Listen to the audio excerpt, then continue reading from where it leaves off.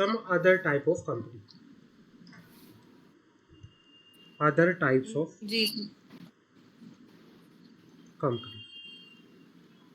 Other types of company में कौन कौन सी कंपनी आती है? इसमें आती है हमारी कौन सी होगी, जैसे small company, small company, Nidhi company,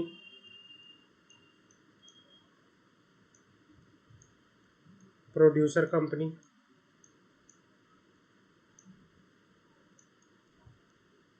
government company, foreign company. ये हमने ऑलरेडी पढ़ा भी है, ये हमने उसमें भी पढ़ लिया है सेटिंग अप ऑफ बिजनेस के अंदर, है ना। तो हम इसमें ज़्यादा टाइम वेस्ट ना करके इसको जी सर। इसमें ज़्यादा टाइम वेस्ट ना करके एक बार इसको पूरा पढ़ लेते हैं, ठीक है ना। तो सबसे पहले हमारे पास डेफिनेशन आती है स्मॉल कंपनी की, सेक्शन 2 क्लोज जी सर।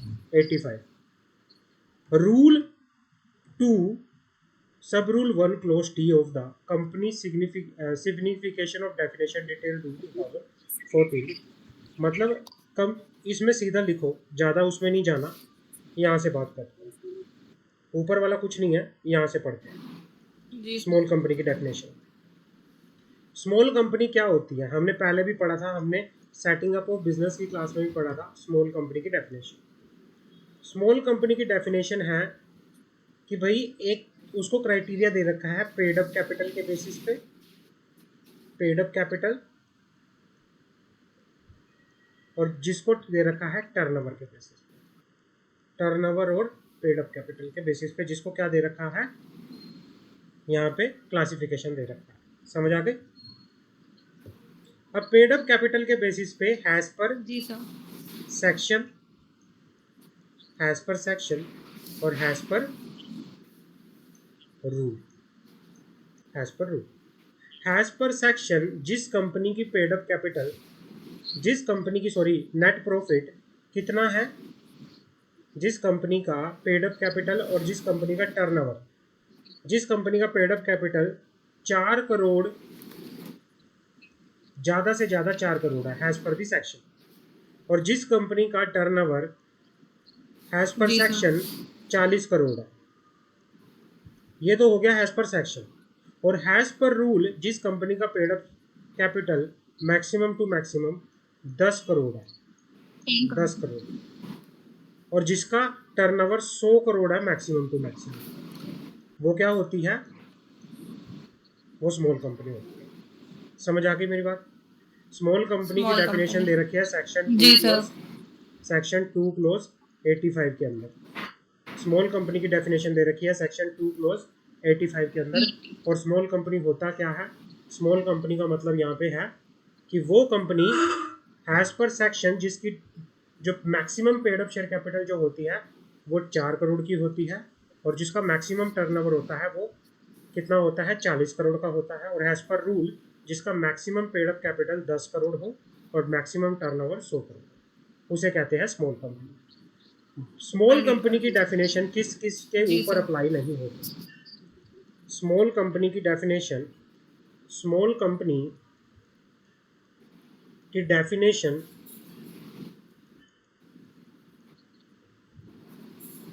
किस किस कंपनी के not applicable on public company. Small company जो सर होती है, पब्लिक कंपनी। हाँ, स्मॉल कंपनी जो होती है प्राइवेट कंपनी होती है, इसकी डेफिनेशन जो है पब्लिक कंपनी पे एप्लीकेबल नहीं होता, पब्लिक कंपनी। दूसरा होल्डिंग जी कंपनी, सर। Holding company. दूसरा holding. Subsidiary company, subsidiary company. Section 8 company, section 8 company. और company govern under the special act, company govern, company govern under the special act. तो इनके ऊपर क्या नहीं होता, इनके ऊपर एप्लीकेबल नहीं होती स्मॉल कंपनी की definition. Otherwise paid up capital के बेसिस पे, पेड अप शेयर कैपिटल के बेसिस पे और टर्नओवर के बेसिस पे हमारा जो स्मॉल कंपनी का है क्लासिफिकेशन इस तरह से रहता है। समझ आ गई मेरी बात? क्लियर है? जी सर। कोई डाउट? जी सर। नहीं। आगे बढ़ते हैं। हमारे पास डोरमेंट कंपनी क्या होती है? डोरमेंट कंपनी, जो डोरमेंट कंपनी का सेक्शन है, सेक्शन डोरमेंट कंपनी का है 455, सेक्शन 455। डोरमेंट कंपनी का जो सेक्शन है वो सेक्शन है 455। क्या होता है डोरमेंट कंपनी? बात करते हैं। स्मॉल कंपनी समझ आ गया? जी सर। हाँ। अब आती है डोरमेंट कंपनी।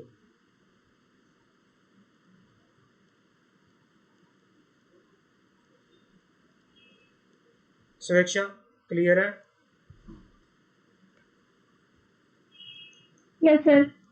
सेक्शन 455, सेक्शन 455 जो है वो डोरमेंट कंपनी है। डोरमेंट कंपनी का मतलब है वो company, a company form and registered under the companies act for a future project.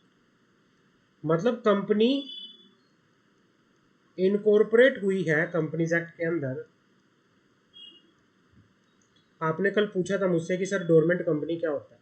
Dormant company वो कंपनी होती है जो कंपनीज एक्ट के अंदर आज इनकॉर्पोरेट हो चुकी है, बट किसी फ्यूचर प्रोजेक्ट के लिए, क्योंकि वो काम करेगी, बिजनेस करेगी, फ्यूचर प्रोजेक्ट में करेगी। तो इसका मतलब क्या है? Company incorporated under the companies act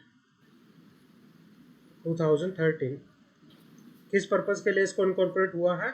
for future project, future project के फ्यूचर लिए, business.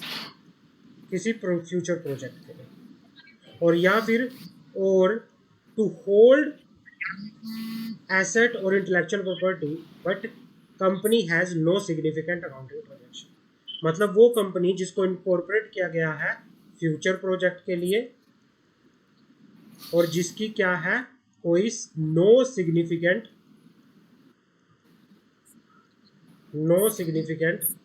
Accounting transaction, no significant accounting transaction. समझ आ गई मेरे पास?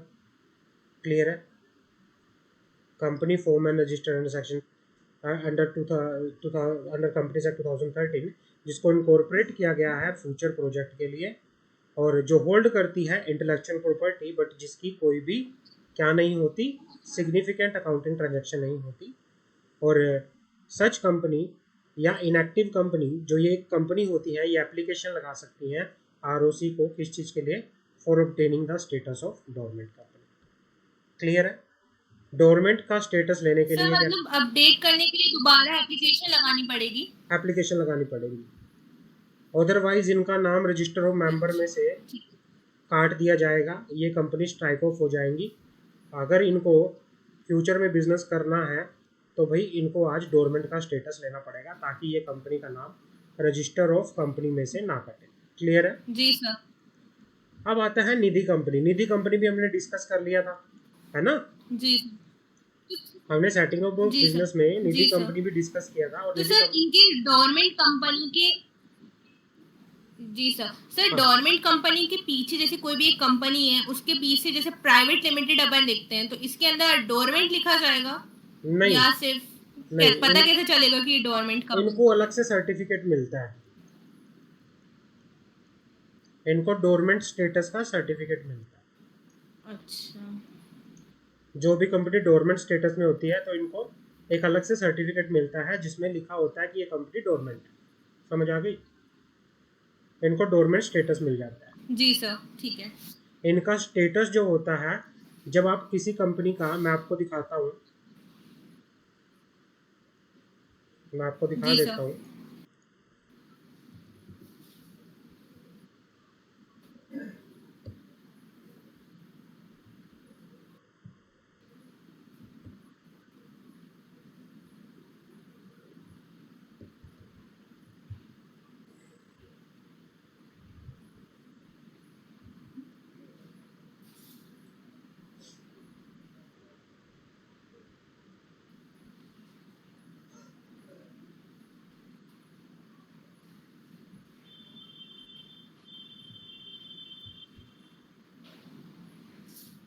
जैसे मैं रिलायंस का नाम डालता हूँ,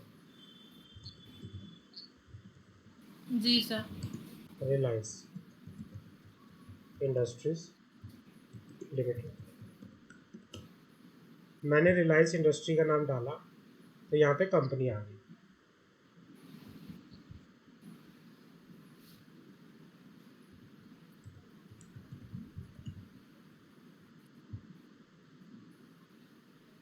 तो ये रिलायंस आ गया जैसे। अब रिलायंस का स्टेटस यहाँ पे क्या है, कंपनी का स्टेटस जो है यहाँ पे एक्टिव है ना, क्योंकि रिलायंस तो एक्टिव काम कर रही है, जी सर। रिलायंस अच्छे से बिजनेस कर रही है। जी कई कंपनी क्या होती हैं, अगर मैं बात करूं, कई कंपनी ऐसी होती हैं कि जो बिजनेस करना बंद कर देती हैं, जो फॉर्म फाइलिंग करना बंद कर देती हैं, तो इनका यहाँ पे स्टेटस आ जाता है इनएक्टिव कंपनी, और एक टाइम बाद यहाँ पे स्टेटस आ जाता है स्ट्राइक ऑफ, उनका नाम जो है कट जाता है।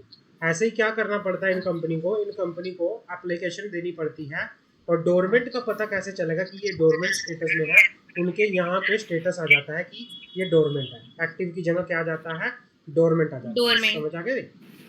तो ये एक तरह जी से सर। डोरमेंट स्टेटस में चली जाती हैं।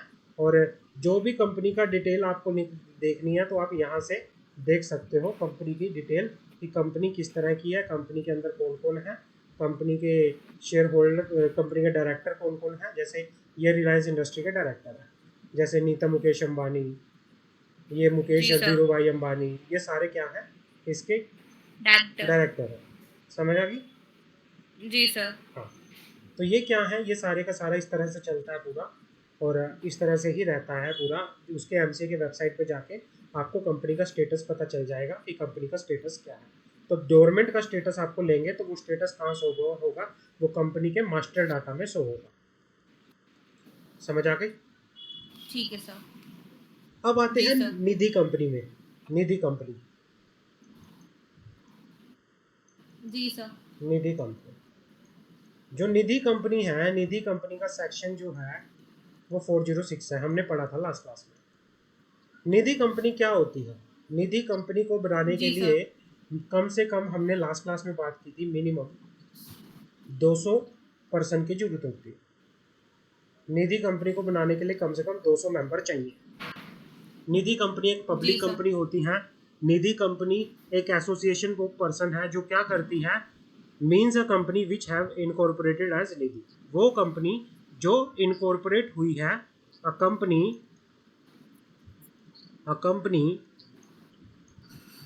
Incorporated come. जी sir. Has a Nidhi company, Nidhi company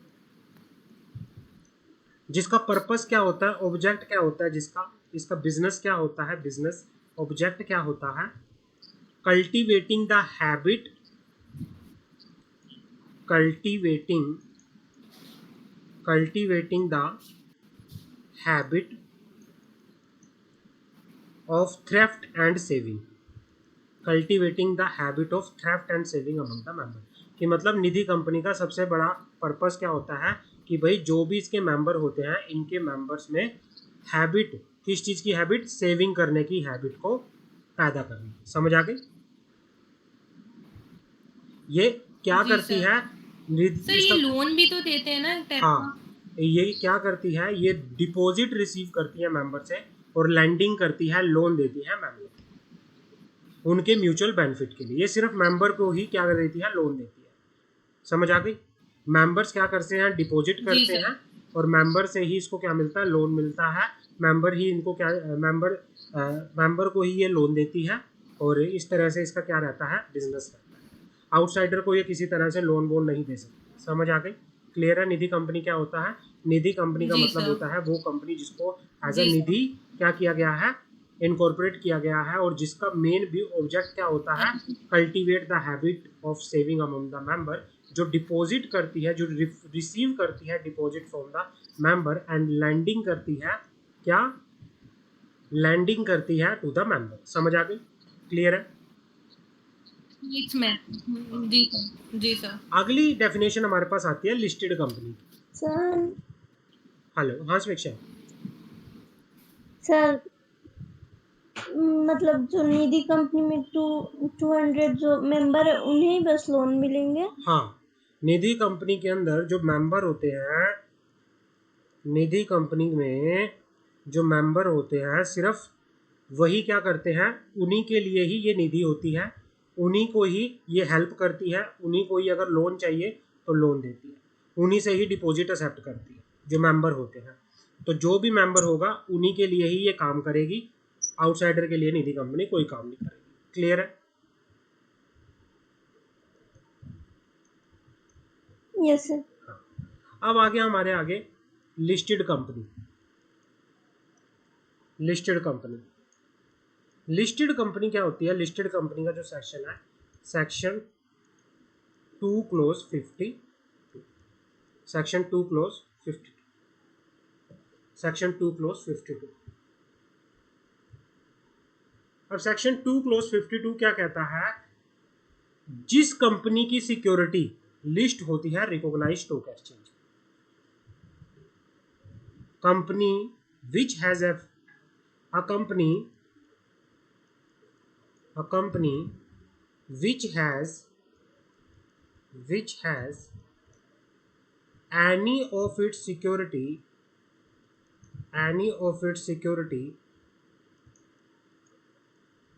listed on any stock exchange, listed on any stock exchange। जिस कंपनी की जो सिक्योरिटी होती है वो स्टॉक एक्सचेंज, और ये स्टॉक एक्सचेंज कौन सा होता है? Recognised stock exchange. ये स्टॉक एक्सचेंज कौन सा होता है? Recognised stock exchange. हमारे रिकॉग्नाइज्ड स्टॉक एक्सचेंज कौन से है बताओगे?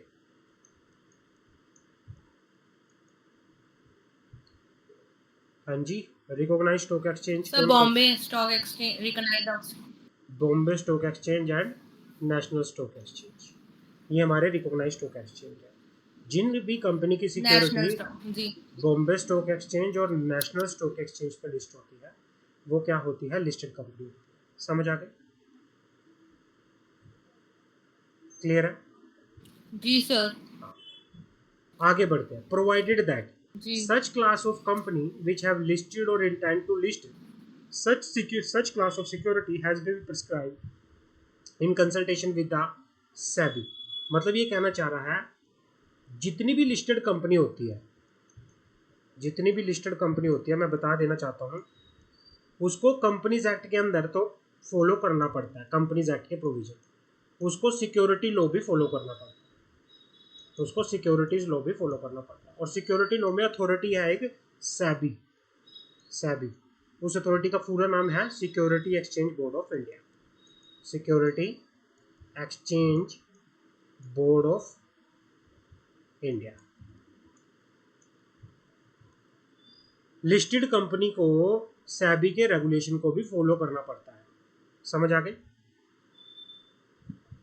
अब क्या है लिस्टेड कंपनी? क्या लिस्टेड जिस कंपनी की कोई भी सिक्योरिटी, अब ये कहना चाह रहा है कि भाई जिस कंपनी की सिक्योरिटी स्टॉक एक्सचेंज पे लिस्ट होती है उसे लिस्टेड कंपनी बोला जाता है।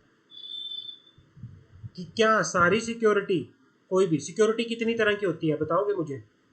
टाइप्स ऑफ सिक्योरिटी, अगर मैं आपसे पूछूं टाइप्स ऑफ सिक्योरिटी तो बता सकते हो कितने तरह की सिक्योरिटी होती है? Types of security,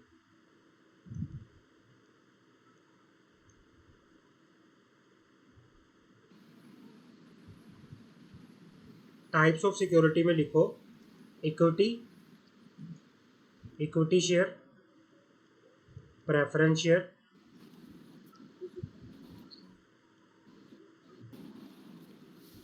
debentures, government security, कोई भी बॉन्ड। सर ये तो शेयर्स के टाइप है ना, इक्विटी शेयर और प्रेफरेंस शेयर्स। तो ये सिक्योरिटी होती है, ये होती है सिक्योरिटी, इसे सिक्योरिटी बोलते हैं। सिक्योरिटी शेयर जो है, शेयर होता है, हाँ, शेयर नैरो टर्म है, सिक्योरिटी वाइडर टर्म है। शेयर में सिर्फ इक्विटी शेयर, प्रेफरेंस शेयर आते हैं, लेकिन सिक्योरिटी के अंदर इक्विटी शेयर आता है, प्रेफरेंस शेयर आते हैं, मतलब शेयर कैपिटल आती है, डिबेंचर आते हैं, डिबेंचर्स, बॉन्ड्स आते हैं, बॉन्ड डेरिवेटिव्स आते हैं, काफ़ी तरह की सिक्योरिटी। समझ आ गई? तो अब यहाँ पे क्वेश्चन क्या आता है, क्या एक क्वेश्चन आता है कि क्या कोई भी सिक्योरिटी अगर स्टॉक एक्सचेंज पे, रिकॉग्नाइज स्टॉक एक्सचेंज पे लिस्ट है, तो उस कंपनी को, जिस कंपनी की कोई भी सिक्योरिटी रिकॉग्नाइज स्टॉक एक्सचेंज पे लिस्ट है, तो क्या उस कंपनी को लिस्टेड कंपनी बोलेंगे? क्वेश्चन ये आता है। तो क्या उस कंपनी को लिस्टेड कंपनी बोलेंगे? क्वेश्चन ये आता है। जी सर। तो सेबी ने कहा है ऐसा नहीं है, ऐसा नहीं है। अब किसी भी कंपनी की सिक्योरिटी, वो कौन सी सिक्योरिटी होगी जब हम, जो लिस्टेड होगी और जब हम कहेंगे वो लिस्टेड कंपनी है। ऐसा नहीं है कि सारी सिक्योरिटी, एक कंपनी की सारी सिक्योरिटी स्टॉक एक्सचेंज पर लिस्ट होती है या जो भी होती है। तो उसके लिए पूरा हमें डेफिनेशन एक बार पढ़नी पड़ेगी कि कौन सी सिक्योरिटी अगर लिस्ट है तो उस तब वो कंपनी को लिस्टेड माना जाएगा, अगर कौन सी सिक्योरिटी लिस्टेड होते हुए भी कंपनी को लिस्टेड नहीं कहा जाएगा। तो पहला तो समझ आ गया, यहाँ पे नॉर्मल समझ आ गया, means a company which has any of its security listed on recognised stock exchange. ये क्लियर है? ये समझ आ गया? सर। हाँ। अब दूसरा बात करते हैं, यहाँ से पढ़ते हैं दोबारा से। इसका एक प्रोविजो है। प्रोविजो का मतलब होता है एक्सेप्शन। जब भी सेक्शन के अंदर प्रोवाइजो आ जाए, इसका मतलब ये है कि वो सेक्शन जो है उसमें एप्लीकेबल नहीं होता, वो कुछ और तरह से एप्लीकेबल होता है। लिखो, सेक्शन के अंदर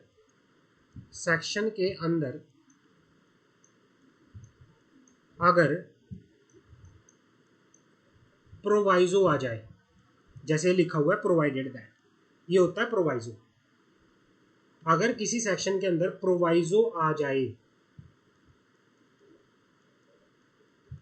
इसका मतलब होता है कि वो सेक्शन, इसका मतलब होता है कि वो सेक्शन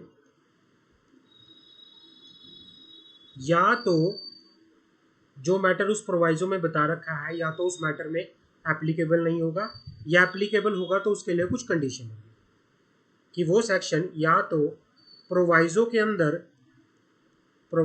अंदर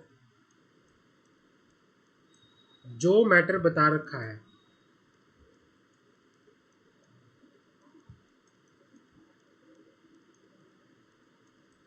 या तो उस मैटर पर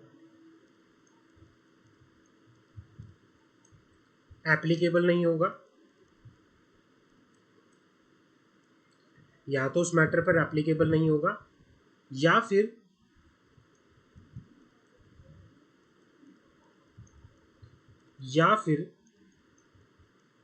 अगर होगा तो, या फिर अगर होगा तो कुछ कंडीशंस के साथ एप्लीकेबल होगा, कुछ कंडीशंस के साथ एप्लीकेबल होगा। समझ आ गया मैं क्या कहना चाह रहा हूँ?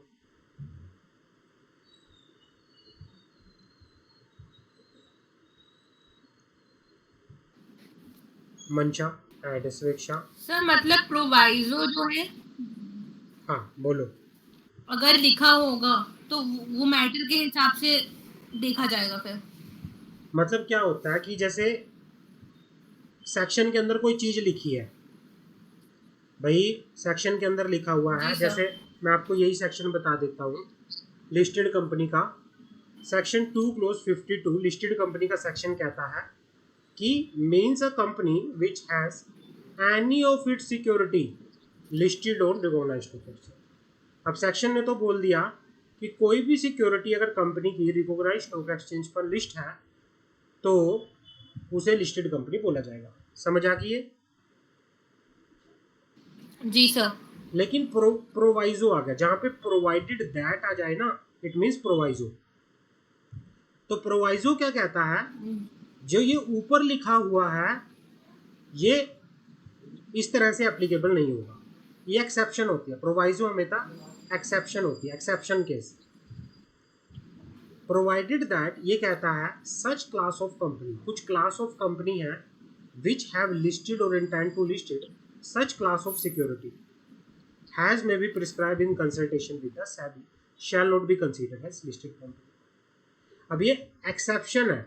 एक्सेप्शन क्या कहती है कि कुछ क्लास ऑफ कंपनी जो अपनी सिक्योरिटी, कुछ क्लास ऑफ सिक्योरिटी को या तो लिस्ट करा चुकी हैं या कराने वाली हैं, जिन्होंने इन कंसल्टेशन विद सेबी, जिनको क्या नहीं माना जाएगा, लिस्टेड कंपनी नहीं माना जाएगा। अगर वो सिक्योरिटी लिस्ट भी हो चुकी हैं फिर भी उस कंपनी को लिस्टेड कंपनी नहीं माना जाएगा। पहले वाला क्या कह रहा है, सेक्शन 2(52) क्या कह रहा है कि means a company which has any of it is security listed on the recognised stock exchange, कि भाई एक कंपनी की कोई भी सिक्योरिटी अगर स्टॉक एक्सचेंज पे लिस्ट है तो उसको लिस्टेड कंपनी कहते हैं। लेकिन प्रोवाइजो, इसके अंदर एक प्रोवाइजो है, एक्सेप्शन है। एक्सेप्शन क्या कहती है, लेकिन कुछ क्लास ऑफ कंपनी ऐसी हैं अगर उनकी कुछ क्लास ऑफ सिक्योरिटी अगर स्टॉक एक्सचेंज पे लिस्ट है तो वो क्या नहीं मानी जाएंगी, लिस्टेड कंपनी नहीं मानी जाएंगी। समझ आ गई प्रोवाइजो क्या का मतलब क्या होता है? प्रोवाइजो मतलब जी सर, एक्सेप्शन, जी exception to the general rule, exception to the general rule. समझ आ गई? जी अब वो सर। कौन सी कंपनी है जिनको लिस्टेड कंपनी नहीं माना जाएगा? Company not to be considered as listed company, मतलब ये मान लो कि उनकी कोई सिक्योरिटी अगर स्टॉक एक्सचेंज पे लिस्ट भी है ना, फिर भी उन कंपनी को लिस्टेड कंपनी नहीं कहेंगे। अब वो कौन कौन सी कंपनी है जिनको लिस्टेड कंपनी नहीं माना जाएगा? पहला, public company which has not listed their equity share on recognised stock exchange. भाई जो जिन पब्लिक कंपनी ने अपने इक्विटी शेयर को रिकॉग्नाइज्ड स्टॉक एक्सचेंज पे लिस्ट नहीं किया, बट इन्होंने क्या लिस्ट किया है अपने, but have listed their non convertible debt security issue on private placement basis in terms of SEBI issue and list of debt security regulation 2008। मतलब वो पब्लिक कंपनी जिनके equity share recognised stock exchange पे list नहीं है, but उनके non convertible debt security जो है, जो प्राइवेट प्लेसमेंट बेसिस पे इशू हुई है, वो लिस्टेड है, या non convertible redeemable preference share जो प्राइवेट प्लेसमेंट पे इशू हुए हैं वो लिस्ट है, या दोनों लिस्ट है। ये दोनों लिस्ट होते हुए भी अगर किसी पब्लिक कंपनी के क्या है, इक्विटी शेयर लिस्ट नहीं है, तो उस पब्लिक कंपनी को लिस्टेड कंपनी नहीं माना जाएगा। समझ आ गए? जी सर, पहला पॉइंट समझ में आ गया। हाँ, पहला पॉइंट कौन सा समझ आ गया? पब्लिक कंपनी वाला समझ आ गया। पॉइंट नंबर ए जी समझ आ सर, गया। पब्लिक कंपनी वाला। जी सर। तो पब्लिक कंपनी को लिस्टेड कंपनी कब कहेंगे? अगर उसके क्या लिस्ट है, इक्विटी शेयर्स, या तो उसके इक्विटी शेयर लिस्ट है या उसके कोई कन्वर्टिबल सिक्योरिटी लिस्ट है। बट अगर उसकी सिर्फ नॉन कन्वर्टिबल कोई डेट सिक्योरिटी या non convertible redeemable preference share या दोनों, अगर ये भी लिस्ट है बट उसके इक्विटी शेयर लिस्ट नहीं है, तब भी उस पब्लिक कंपनी को लिस्टेड कंपनी नहीं कहेंगे। समझ आ गया? स्वेच्छा एंड मंशा। जी सर। Yes sir. ओके, अब आते हैं प्राइवेट कंपनी के केस में। Point number B. Point number B कहता है private company which have listed their, private company का मतलब क्या होता है? Private company which have listed their non convertible debt security on private placement basis. Private company which have list their non-convertible debt security on private placement basis on recognized stock exchange। मतलब अगर किसी private company की non convertible security जो private placement basis पे issue हुई है, अगर वो रिकॉग्नाइज्ड स्टॉक एक्सचेंज पे लिस्ट है, तब भी उस प्राइवेट कंपनी को लिस्टेड कंपनी नहीं कहा जाएगा। समझ आ गई? क्लियर है?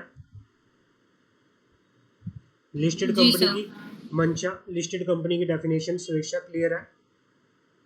कोई डाउट? Yes sir. और नहीं। तीसरा पॉइंट क्या है? No sir. हाँ, तीसरा पॉइंट क्या है? Public company which have not listed their equity share on recognised stock exchange but whose equity share listed on stock exchange. Listed company, मान लिखो लिस्टेड कंपनी दो चीजें होती हैं। स्टॉक एक्सचेंज दो तरह के होते हैं। स्टॉक एक्सचेंज एक होता है recognised stock exchange,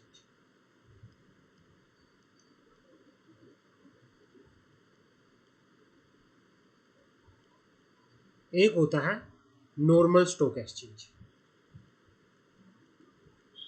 recognised stock exchange क्या होता है? रिकॉग्नाइज्ड स्टॉक एक्सचेंज वो स्टॉक एक्सचेंज होता है जिनको रिकॉग्नाइज किया गया है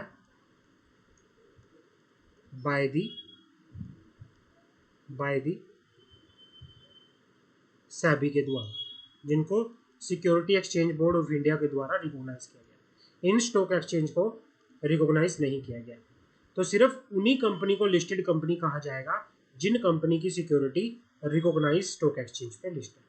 अगर एक मान लो किसी कंपनी की सिक्योरिटी दूसरे एनएससी और बीएससी को छोड़ के किसी दूसरे स्टॉक एक्सचेंज पे लिस्ट है तो इसको लिस्टेड कंपनी नहीं कहा जाएगा। समझ आ गई?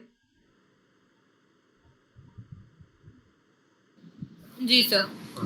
कोई भी पब्लिक कंपनी कि जिसकी सिक्योरिटी जो है लिस्टेड रिकॉग्नाइज स्टॉक एक्सचेंज पे लिस्टेड नहीं है, बट उसकी सिक्योरिटी कहाँ लिस्ट है? उसकी सिक्योरिटी लिस्ट है स्टॉक एक्सचेंज, तो उस कंपनी को क्या कहा जाएगा? उस कंपनी को कहा जाएगा non listed company, unlisted company. समझ आ गई? उसको लिस्टेड कंपनी नहीं कहा जाएगा।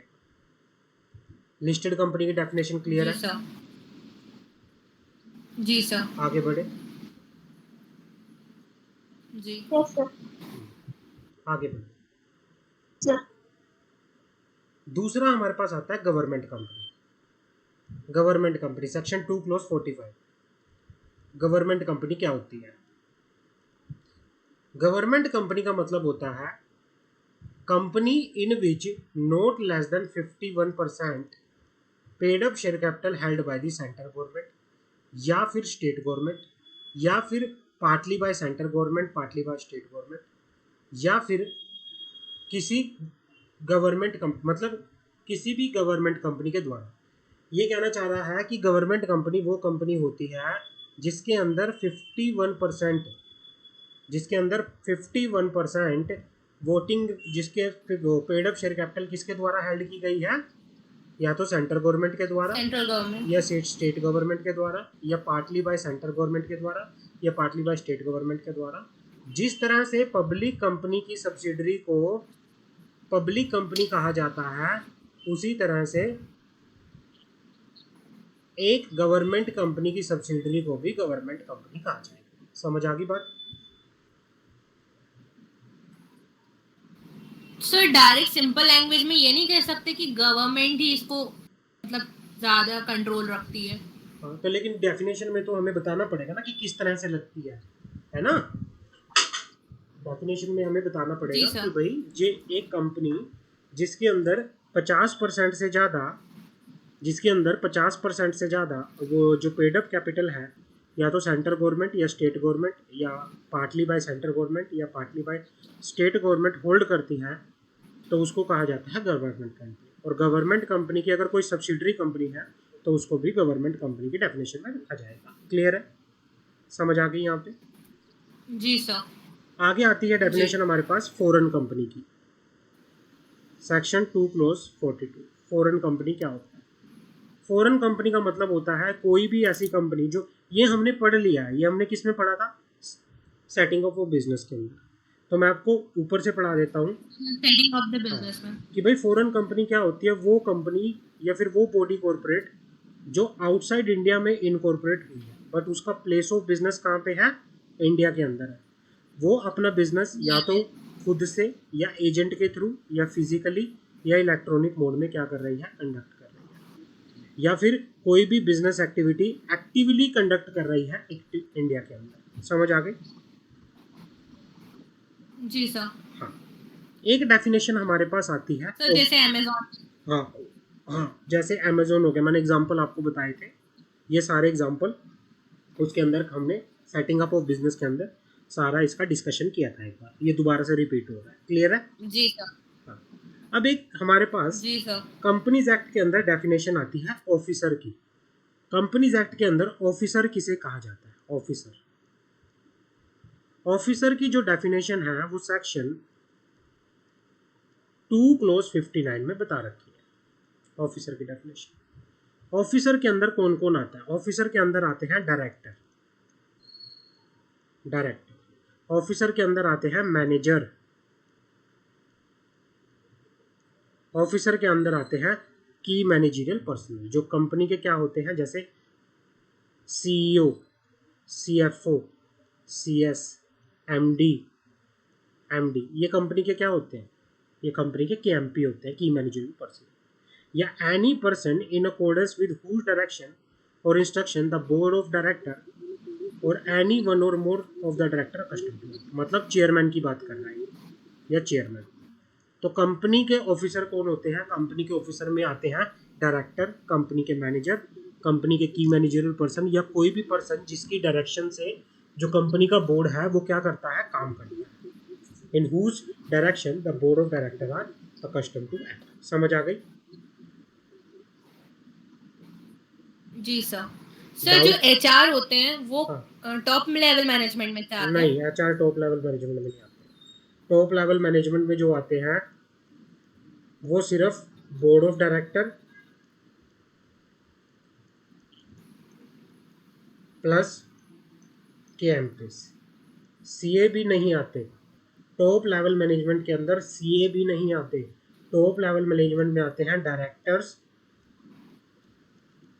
मैनेजर, मैनेजर कौन से? हायर मैनेजर, बिल्कुल, जो मैनेजरियल काम करते हैं। दूसरा जी। एमडी, सीईओ, सीएफओ, सीएस, ये सब टॉप लेवल मैनेजमेंट में आते हैं। चेयरमैन। समझ आ गई? क्लियर है? जी सर। हाँ, तो ये होती है ऑफिसर की डेफिनेशन। जी सर। अब हमने केएमपी का बारे में बात की कि केएमपी क्या होता है, की मैनेजरियल पर्सनल क्या होता है। तो की मैनेजरियल पर्सनल को लेके भी डेफिनेशन है, और वो क्या डेफिनेशन है बात करते हैं। केएमपी की डेफिनेशन जो है सेक्शन 2 क्लोज 51 में बता रखी है। और केएमपी के अंदर कौन कौन आता है? केएमपी के अंदर आते हैं CEO, managing director, manager, company secretary, full time director, CFO, या such other person not more than one level below the director who is in full time employment designated as key managerial person. ये बात कर रहा है कि भाई director से one level नीचे की जो रैंक होती है वो ऑफिसर भी किस में आता है, वो भी केएमपी की मैनेजरियल पर्सनल की डेफिनेशन में आता है, या कोई भी ऐसा ऑफिसर जिसको प्रिस्क्राइब किया गया है। तो बेसिकली मोटा मोटी अगर मैं बात करूँ केएमपी की डेफिनेशन में कौन आता है? CEO, CFO, manager, managing director,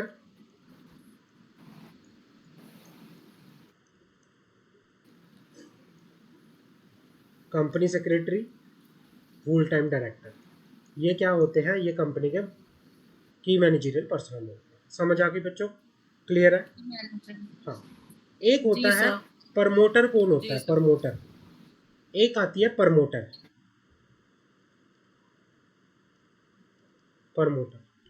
promoter की जो डेफिनेशन है वो सेक्शन 2 क्लोज 69 के अंदर बता रखी है। प्रमोटर कौन होता है? प्रमोटर वो पर्सन होता है जो कंपनी के इनकॉर्पोरेशन से पहले कंपनी को इनकॉर्पोरेट करने में सारी की सारी डॉक्यूमेंटेशन फॉर्मेलिटी करता है। जो कंपनी के इनकॉर्पोरेशन करने में क्या करता है? पूरी डॉक्यूमेंटेशन की फॉर्मेलिटी करता है, पूरे इनिशिएटिव लेता है, जो कंट्रोल करता है कंपनी के शेयर कंपनी को, या तो डायरेक्टली या इनडायरेक्टली, या जो कंट्रोल करता है कंपनी के बोर्ड ऑफ डायरेक्टर को, उसको बोला जाता है प्रमोटर। समझ आ गई क्या क्या होता है प्रमोटर में? तो टर्म जो अगर मैं एज पर सेक्शन 2 क्लोज 69 की बात करूं तो 3 तरह से प्रमोटर की डेफिनेशन होती है। एक होती है, पहले लिखो, promoter means a person, promoter means a person whose name, promoter means a person whose name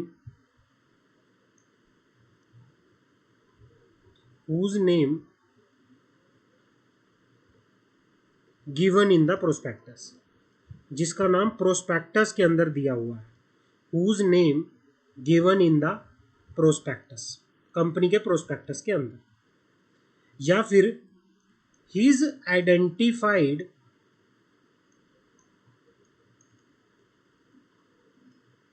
bye the company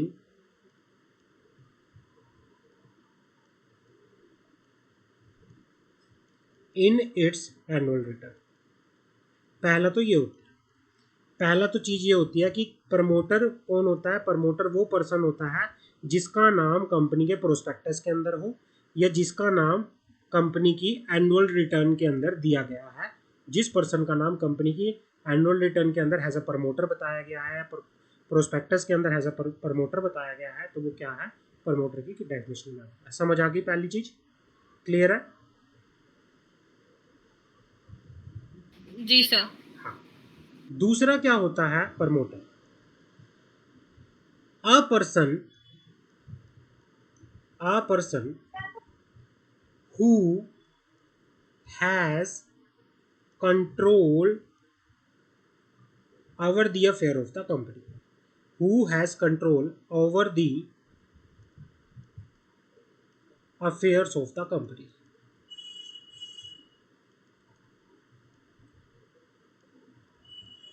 whether directly or indirectly। या तो वो as a shareholder control कर रहा है या एज अ डायरेक्टर कंट्रोल कर रहा है, कि कोई भी पर्सन जिसका कंपनी के काम के ऊपर पूरा कंट्रोल है, कंपनी के अफेयर्स के ऊपर पूरा कंट्रोल है, चाहे उसका कंट्रोल डायरेक्टली है, चाहे उसका कंट्रोल इनडायरेक्टली है, चाहे वो as a shareholder control करता है या एज अ डायरेक्टर कंट्रोल करता है, तो वो भी क्या है, प्रमोटर बोला जाए, जो कंपनी के काम को पूरा कंट्रोल करता है। समझ आ गई? जी सर।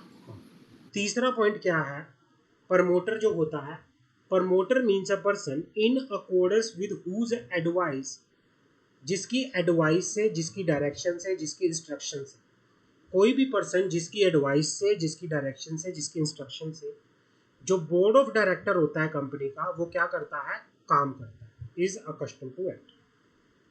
जिसके एडवाइस, जिसकी डायरेक्शन, जिसकी इंस्ट्रक्शन से जो कंपनी का बोर्ड ऑफ डायरेक्टर है, वो क्या करता है, काम करता है। समझ आ गई? क्लियर है? तो ये होता है प्रमोटर।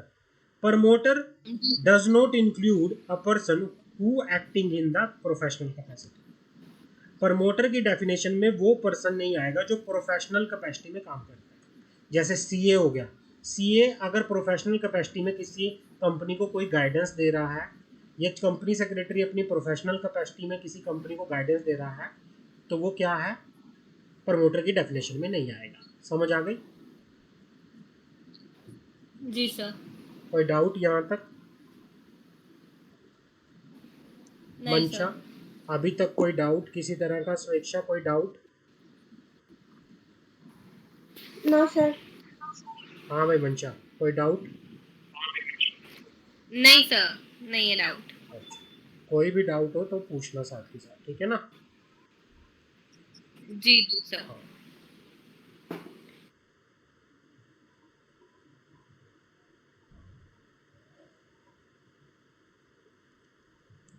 आगे बढ़ते हैं। इंडिपेंडेंट डायरेक्टर क्या होता है? इंडिपेंडेंट डायरेक्टर, इस डेफिनेशन को हम यहाँ नहीं पढ़ेंगे, इसको लिख दो refer chapter of director. Director के चैप्टर में पढ़ेंगे इसको, डेफिनेशन को। इंडिपेंडेंट डायरेक्टर का यहाँ पे इस डेफिनेशन में लेना कुछ नहीं है, तो इसको रेफर कर दो आप कौन से वाली में, चैप्टर के अंदर, डायरेक्टर वाले चैप्टर के अंदर, वहाँ इसको अच्छे से पढ़ेंगे। समझ आ गई? जी सर। ठीक। अब आते हैं हमारे पास एक दो डेफिनेशन हमारे पास ऑडिटर्स की आती है, ऑडिटर्स की। तो इसमें सिर्फ हम ये वाली जो मैंडेटरी ऑडिटर, इसको रेफर कर दो, refer chapter of auditors, audit, chapter of accounts and audit, ये वाला हम वहाँ पढ़ेंगे। सेक्रेटेरियल ऑडिट की बात कर लेते हैं, ठीक है सर। बाकी वाली ये वाली डेफिनेशन हम आगे पढ़ेंगे, अभी इनका कोई लेना देना यहाँ पे नहीं है। सिर्फ एक बार सेक्रेटेरियल ऑडिट की आपको बता देता हूँ। Secretarial audit, secretarial audit. Secretarial audit कौन करता है? सेक्रेटेरियल ऑडिट कौन करता है? सेक्रेटेरियल ऑडिट करता है practising company company secretary. Secretary, practising practice. Company okay sir. Secretary. किन किन कंपनी के लिए सेक्रेटेरियल ऑडिट करवाना मैंडेटरी होता है? कौन सी कंपनी होती हैं जिनको मैंडेटरी सेक्रेटेरियल जरूरी होता है? पहले लिखो लिस्टेड कंपनी, लिस्टेड कंपनी, पहले लिखो लिस्टेड कंपनी। भाई हर एक लिस्टेड कंपनी को सेक्रेटेरियल करवाना मैंडेटरी होता है। दूसरा पब्लिक ठीक है कंपनी, सर। Public company. अब पब्लिक कंपनी कौन कौन सी पब्लिक कंपनी को करवाना पड़ता है? Every public company having the paid up share capital of ₹50 crore, 50 crore. जिस पब्लिक कंपनी की paid up share capital 50 crore या उससे ज़्यादा है उसको, या जिस पब्लिक कंपनी की टर्नओवर 250 करोड़ 250 करोड़ या उससे ज़्यादा है उसको, या जिस कंपनी की आउटस्टैंडिंग लोन या boring from the bank 100 crore या उससे ज़्यादा है। अगर इनमें से कोई सी भी क्लास के अंदर कंपनी फॉल कर रही है तो कंपनी को क्या करवाना पड़ेगा? सेक्रेटेरियल ऑडिट करवाना मैंडेटरी। समझ आ गई मेरी बात? ठीक है सेक्रेटेरियल जी ऑडिट का सर। कंसेप्ट सर ये क्लियर है? आउटस्टैंडिंग लोन क्या है? जी आउटस्टैंडिंग सर। लोन का मतलब है कि किसी कंपनी ने बैंक से लोन ले रखा है, किसी कंपनी ने पब्लिक से लोन ले रखा है, जी सर। कहीं से भी लोन ले रखा है किसी कंपनी ने, और वो लोन जो है 100 करोड़ से ऊपर का है और अभी तक वो लोन पे नहीं हुआ, वो आउटस्टैंडिंग है ना? तो हाँ कंपनी का ठीक है। अगर जी लोन जी 100 सर। करोड़ से ज़्यादा है तो कंपनी को मैंडेटरी क्या करवाना पड़ेगा? सेक्रेटेरियल ऑडिट करवानी पड़ेगी। या कोई भी पब्लिक कंपनी जिसकी ठीक है paid sir. Up capital 50 crore से ज़्यादा है, या कोई भी पब्लिक कंपनी जिसका टर्नओवर